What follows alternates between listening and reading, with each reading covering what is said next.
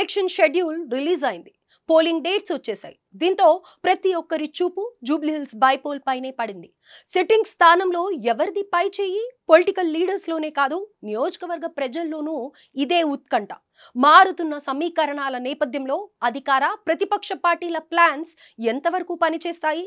Congress ground work పనిచేస్తుందా, లేక BRS సానుభూతి అస్త్రమా, లేక బీజేపీ లేడీ సెంటిమెంట్ వర్కౌట్ అవుతుందా? ఇంతకీ ప్రజలు ఎవరికి పట్టం కట్టాలని భావిస్తున్నారు? సిట్టింగ్ స్థానంలో ఏ పార్టీ జెండా ఎగరబోతోంది? ప్రస్తుత పరిస్థితులు ఏ విధంగా ఉన్నాయి ఇప్పుడు చూద్దాం.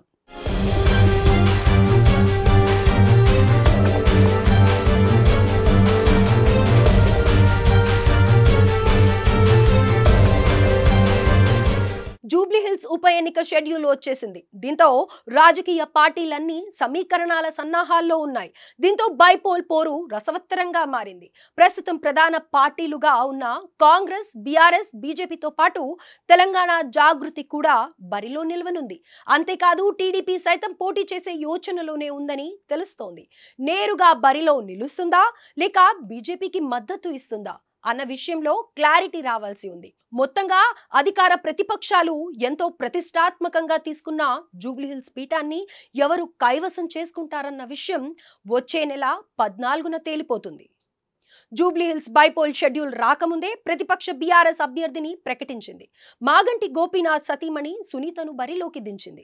సానుభూతి అస్త్రాన్ని ఉపయోగించుకుని ప్రచారాన్ని సైతం మొదలుపెట్టింది. సిట్టింగ్ స్థానాన్ని చేజార్చుకోకూడదని భావిస్తోంది.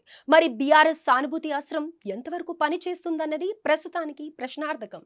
తరువాత అధికార కాంగ్రెస్ రాష్ట్ర నాయకత్వం ముగ్గురు అభ్యర్థుల పేర్లను ప్రతిపాదిస్తూ లిస్టును ఢిల్లీ పెద్దలకు పంపింది. బీసీ రిజర్వేషన్లకు పెద్దపీట వేస్తున్నామన్న కాంగ్రెస్ ఈ బైపోల్లో యాదవ్ సామాజిక వర్గానికి మద్దతు ఇవ్వాలని భావిస్తే నవీన్ యాదవ్ కు టికెట్ ఇచ్చే అవకాశం ఉంది. నవీన్ యాదవ్ కు పార్టీ సీనియర్ల నుంచి సపోర్ట్ ఉంది, కానీ గతంలో ఆయన ఓటమి పాలయ్యారు. అంతేకాదు తాజాగా ఆయనపై క్రిమినల్ కేసు నమోదైంది.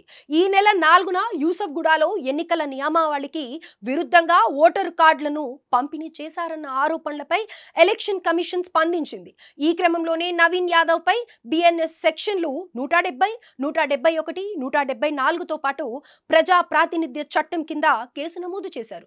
ఇదిలా ఉంటే బీఆర్ఎస్ నుంచి కాంగ్రెస్ కు వచ్చిన మాజీ మేయర్ బొంతు రామ్మోహన్ కూడా జూబ్లీహిల్స్ టికెట్ కోసం పోటీ పడుతున్నారు. పార్టీ క్యాడర్ మాత్రం ఆయన్ను అవుట్ సైడర్ గా భావిస్తుందని తెలుస్తోంది. నిజానికి ఆయన ప్రభుత్వంలో పనిచేసిన వ్యక్తి, జనాలకు బాగా దగ్గరైన వ్యక్తి కూడా. కానీ తాను మాత్రం అభ్యర్థి రేసులో లేనట్లు చెప్పారని తెలుస్తోంది. తాను టికెట్ కోసం ఎవరిని అడగలేదని, పార్టీ హైకమాండ్ ఎవరిని పోటీలో దింపినా సపోర్ట్ చేస్తానన్నారు.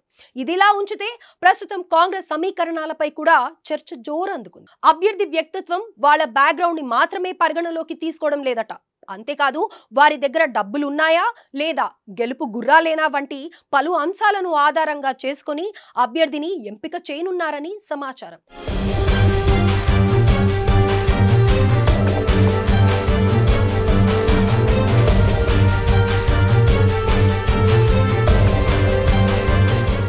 ఇక మజ్లీస్ పోటీ చేయడం లేదు.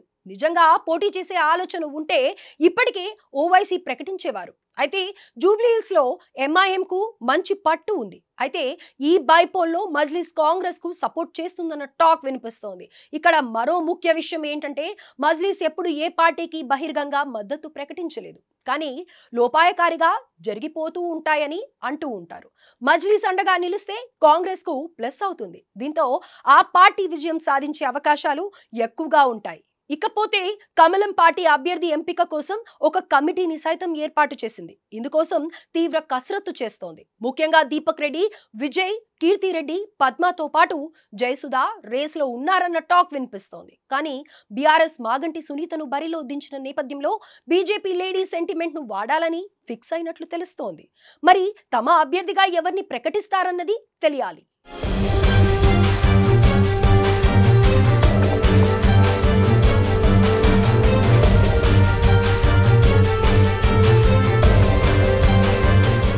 ఈ క్రమంలోనే తాజాగా టీడీపీ కూడా తెరపైకి వచ్చింది. షెడ్యూల్ రిలీజ్ అయిన తర్వాత టీడీపీ అధినేత చంద్రబాబు తెలంగాణ టీడీపీపై ఫోకస్ పెట్టారు. పార్టీని మెల్లిగా యాక్టివ్ చేయాలని భావిస్తున్నారు. అంతేకాదు జూబ్లీహిల్స్ బైపోల్లో సైతం సత్తా చాటాలని ప్రయత్నిస్తున్నారని తెలుస్తోంది. నందమూరి సుహాసినిని అభ్యర్థిగా రంగంలోకి దించుతారని ప్రచారం సాగింది. కానీ దీనిపై ఇప్పటి వరకు ఎలాంటి ప్రకటన రాలేదు.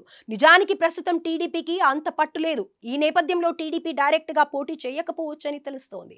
ఎన్డీఏలో భాగంగా ఉన్న టీడీపీ ఈ బైపోల్ వరకు బీజేపీకి సపోర్ట్ చేస్తుందని తెలుస్తోంది. ఇదే జరిగితే జనసేన కూడా ప్రచారం చేయడం ఖాయమని భావిస్తున్నారు. సిట్టింగ్ స్థానం కోసం పార్టీలని తీవ్ర కసరత్తు చేస్తున్న నేపథ్యంలో అందరి దృష్టి జూబ్లీహిల్స్ బైపోల్ పైనే ఉంది. రాజకీయ సమీకరణాలు ఎప్పటికప్పుడు మారుతున్న నేపథ్యంలో ఈ పీఠాన్ని ఎవరు కైవసం చేసుకుంటారన్న విషయంపై సర్వత్రా ఆసక్తి నెలకొంది. కాంగ్రెస్ వ్యూహం ఫలిస్తుందా? బీఆర్ఎస్ సానుభూతిని కదిలిస్తుందా? బీజేపీ లేడీ సెంటిమెంట్ కలిసొస్తుందా? లేక కవితకు ఛాన్స్ దక్కుతుందా అన్నది తెలియాలంటే వచ్చే నెల 14 వరకు వెయిట్ చేయాల్సిందే.